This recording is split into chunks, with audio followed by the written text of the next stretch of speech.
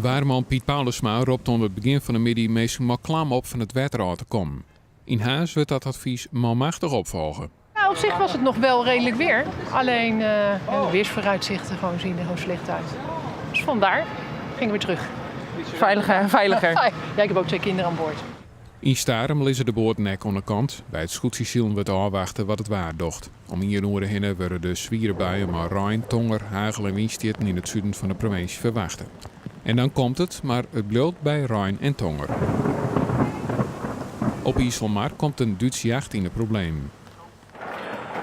Ja, ein bisschen schon, aber man hat genug zu tun, ne? Da kommt nicht so viel Panik auf, ne?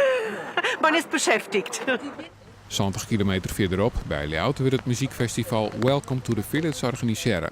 Het terrein met 800 bezoekers wordt uit Vaasvarg ontrommen. We gaan naar de camping toe.